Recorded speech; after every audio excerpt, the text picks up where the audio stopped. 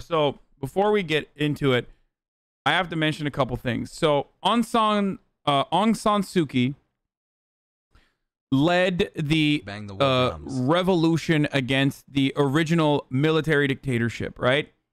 And she got a Nobel Peace Prize for it. She was seen as a hero by many worldwide.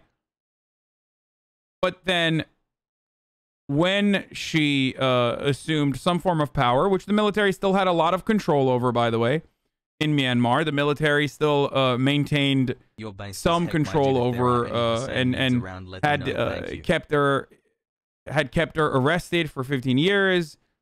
And even after Aung San Suu Kyi assumed power and they were supposed to move towards a democratic constitution, a democratic governance in Myanmar, what they instead started doing in Myanmar was ethnic cleansing of Muslims in villages. The Rohingya genocide happened. Like, literally, she won a Nobel Peace Prize for leading a revolution, a people-backed revolution against a military dictatorship. And then in that space, they were able to do a fucking genocide of Muslims that Facebook played a significant role in, by the way. And she then turned around and defended that and gave like really wishy-washy statements about it. Just like Obama won a Nobel Peace Prize, remember? So people ask, where's Myanmar or how's Myanmar? But why not? Facebook question mark what? Yes, the Rohingya genocide was built. The justification for it was built on WhatsApp and Facebook directly. And not only that, but Facebook even assumed some responsibility for it. Like, to the degree where even Facebook was like, yeah, we had to stop freedom of speech in that area. So, okay, then this coup is based? No. Because it's still a fucking military dictatorship. So the military is bad. Aung San Suu Kyi is bad. So the military coup is still not fucking good. They're both bad. It's all bad. Okay? So, having said that, the coverage of it is going to be very vanilla on CNN and all these other outlets. Everything I've looked at, 6 months, like the Associated Press and like the way that Americans are covering this, totally avoids that very dark side of things for the most part. The international news media and Western news is absolutely avoiding the Aung San Suu Kyi, the dark side of Aung San Suu Kyi's governance and the ongoing genocide. Suu Kyi, okay, whatever. Sorry. Actually, that's a good call. Thank you, Suu Kyi. I did not know that. I thought it was literally Suki. I've been saying Suki for years. Okay, let's go. Let's continue. Military leaders are laying out conditions for a return to quasi-democratic rule after seizing power in a coup. This is what it looks like in the capital today. So, in 2008, Facebook admitted it was too slow to respond to the roles they played in justifying genocide. Just blocking roads, banks closed, widespread internet outages reported. Military leaders seen here meeting in the presidential palace, citing unproven claims of election fraud in a vote. Oh, the irony is, so an election took place, they lost, and yesterday was the day that Congress is forming. It was the first day that Congress was forming, and they were like, no, we were even less popular than we thought we were going to be, so it must be fucking fake. Does that sound familiar?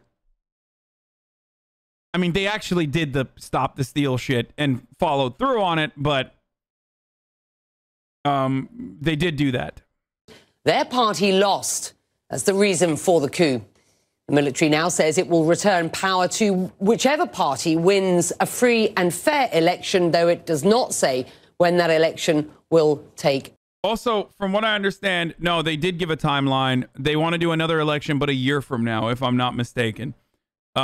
Which is still bullshit. They don't want to do another fucking election. Half a year of you, Dad. But I believe that they said that they would do another election a year from now. I think that's what they stated. Place All detained, democratically elected officials, including the de facto civilian leader Aung San Suu Kyi. Her party says she and her cabinet members They instituted 1 year of martial law for the state of the for the emergency that's ongoing. The constitutional crisis is going on. Are at their official residences. Well, Ivan Watson connecting the developments for us from Hong Kong. And Ivan, good to have you. The US Special Rapporteur on Human Rights for Myanmar calls this coup a, quote, real mystery. And aren't the military leaders the ones directly responsible for and that started the Rohingya genocide? Yes. Aung San Suu Kyi was simply a, I wouldn't even say cheerleader. I mean, I guess to some degree, but the problem there is she's supposed to be the Nobel Peace Prize winner, fucking peaceful person who is supposed to put a stop to it. And Suu Kyi, sorry, not Suki. Suu Kyi was an enabler and was not against it, and literally on the record tried to justify it.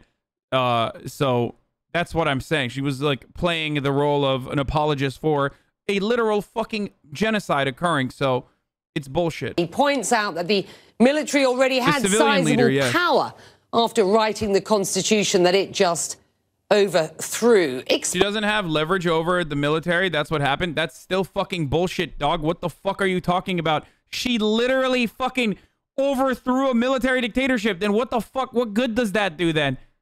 She should have just shut the fuck up then back then too. Oh, well, I have no leverage over the, we have no leverage over the fucking military. Like, that's so stupid. What a stupid fucking take to apologize for fucking genocide. Come on, dude. Do better, chat. Literally, Jesus Christ. Explain what's going on here. Also, they just overthrew her. Yeah, I mean, there was this slightly awkward power-sharing agreement where you had a ruling party, the National League for Democracy, led by Aung San Suu Kyi, who was kind of a prime ministerial kind of position, sharing power with the military, which had written its own constitution, signing it, control of 25 seats, 25% of the seats in parliament, and control over the security portfolios, for example. But evidently... Yes, sorry, that's an important part to mention as well. The junta regime still control 25% of the parliament by law and the military. Yes. Let's keep going. Military did not like the results of national elections last November, and after complaining about them, decided to overthrow this government and the Constitution.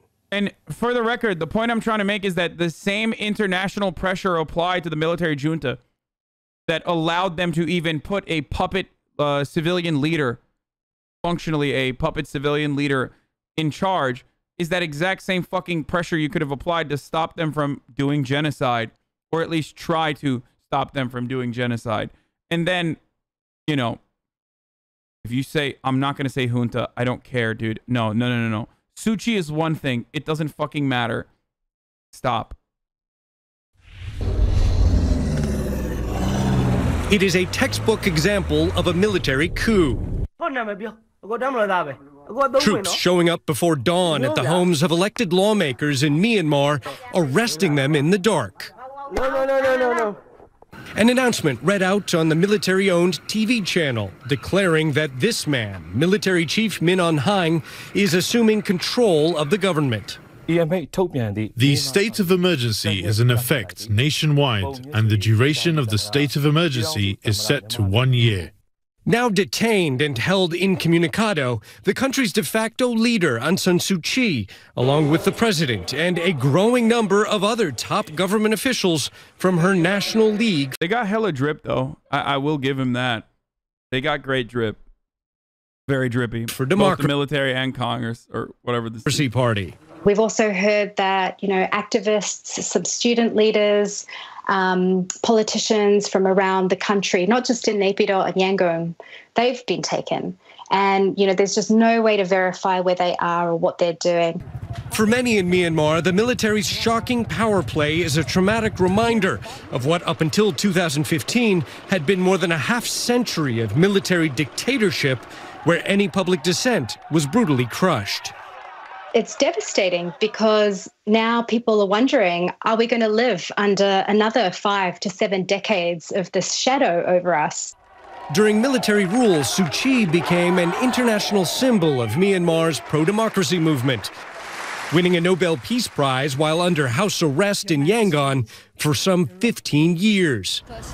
That changed in 2015 when the military finally allowed the country's first modern democratic elections. The people who had decided that they must be involved in the political process of this country. People celebrated in the streets after Suu Kyi and her party won by a landslide. She entered an uneasy power-sharing agreement with the military. But excitement over Myanmar's transition to civilian rule faded in 2017 amid disturbing scenes of hundreds of thousands of members of the Rohingya Muslim ethnic minority fleeing across the border to Bangladesh to escape a brutal military crackdown. It was genocide. It wasn't a brutal military crackdown. They were literally lighting the entire villages on fucking fire. Aung San Suu Kyi was... And also Trail of Tears style forced migration. Their ethnic cleansing in Rakhine State. Yeah. The Nobel Peace Prize winner defended the military, rejecting accusations of genocide. Pretty good. Like, the coverage is pretty On November decent. 8, 2020, the people of Myanmar went back to the ballot box in another national election. Despite the threat of COVID-19, they voted in huge numbers, expanding Suu Kyi's mandate and all but crushing military-backed candidates at the polls.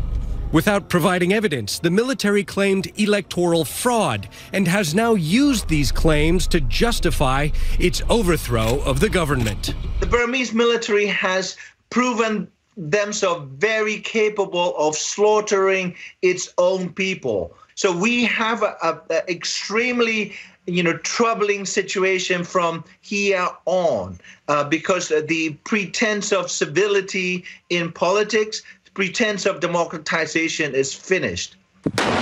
A country with a long, violent history, now headed into a new period of deep uncertainty.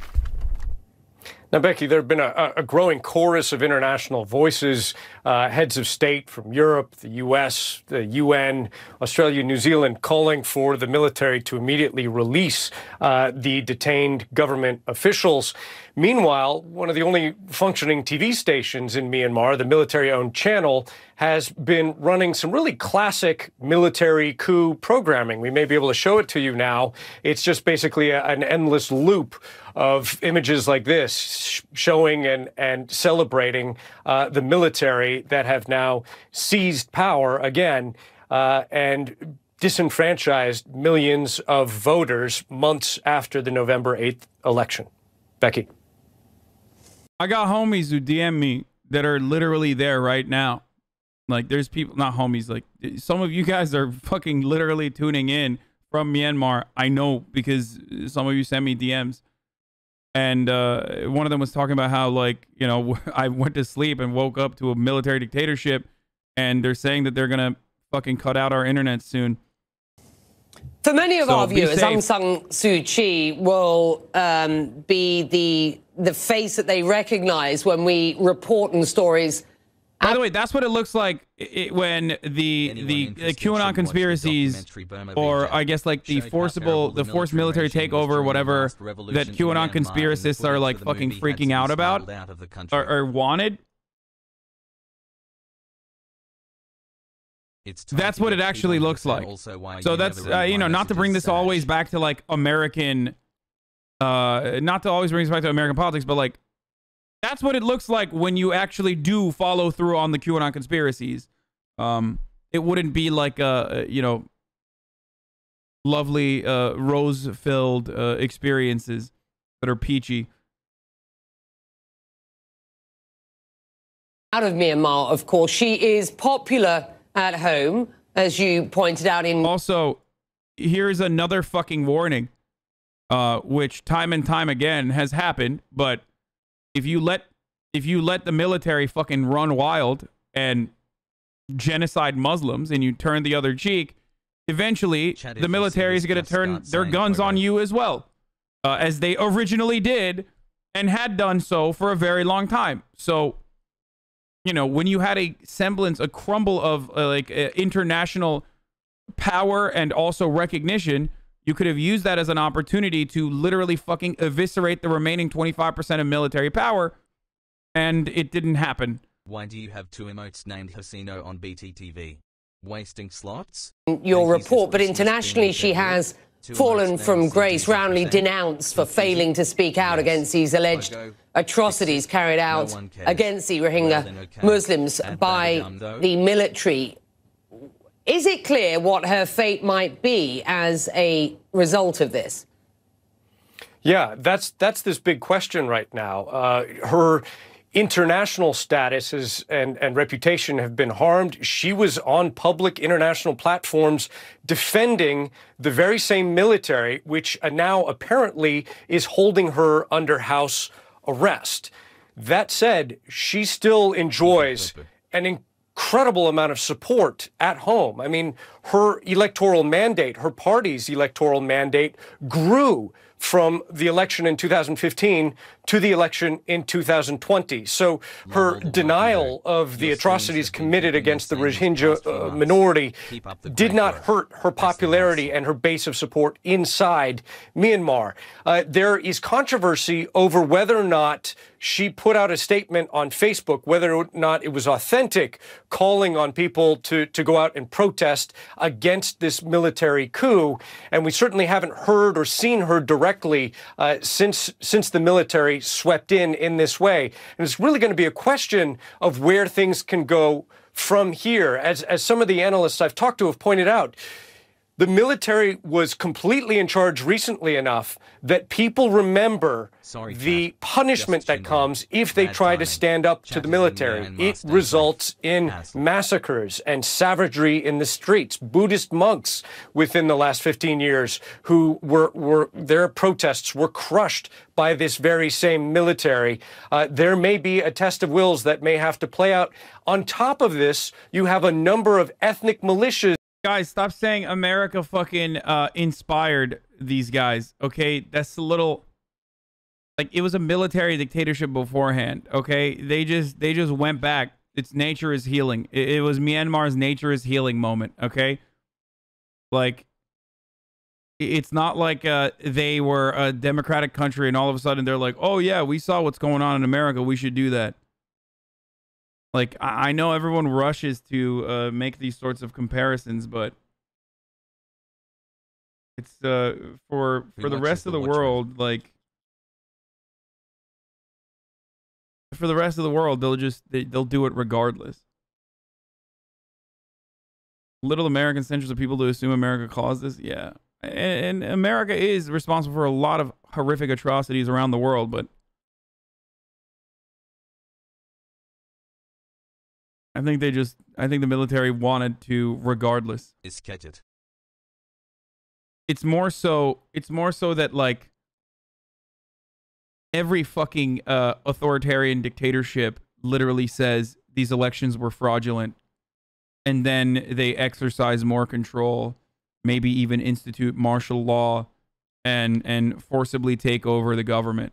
It's not new. It's just that Donald Trump was doing a similar thing, not the other way around.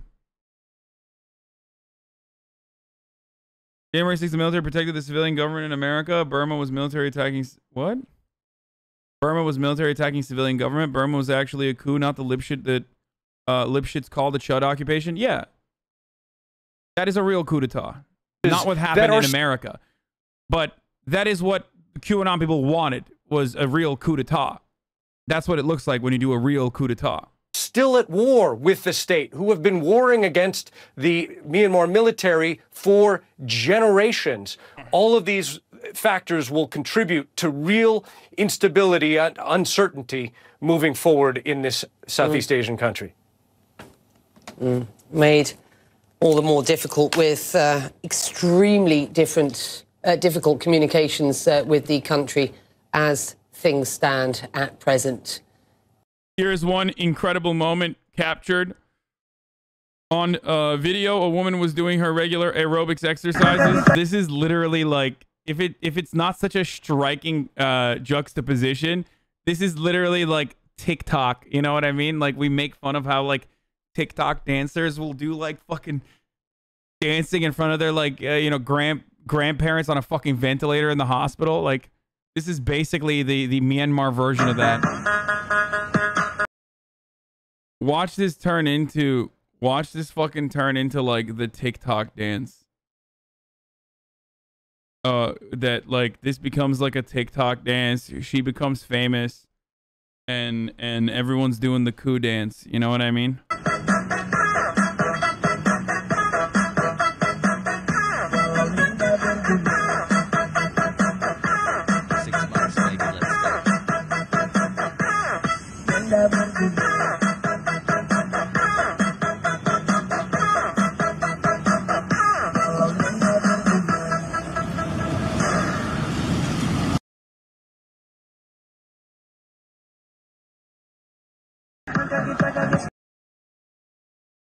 Originally, the video was posted by the physical education teacher at Ministry of Education, Myanmar, King Hin Y herself at this Facebook link. Not sure about the authenticity of the video, so I'm claiming it was shot with a chroma background. Hence, I have posted the original link of the video, which is on Facebook. I wonder if it's fake. Some people are saying it's deep fake, but a version of it in Spain.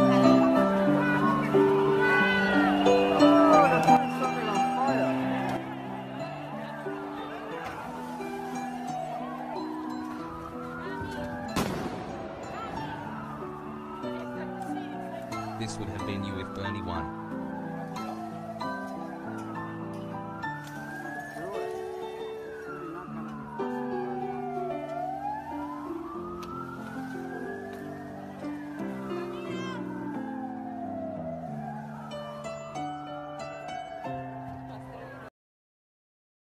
Okay. Anyway, she has done dances there before, from my understanding, so possibly. I will talk about Bozish in a second. God damn, chat. We're going through it. Thanks, Hassan. Piece by piece. Please. Okay, we're going to get there as well. But before we do anything else, it's top of the hour.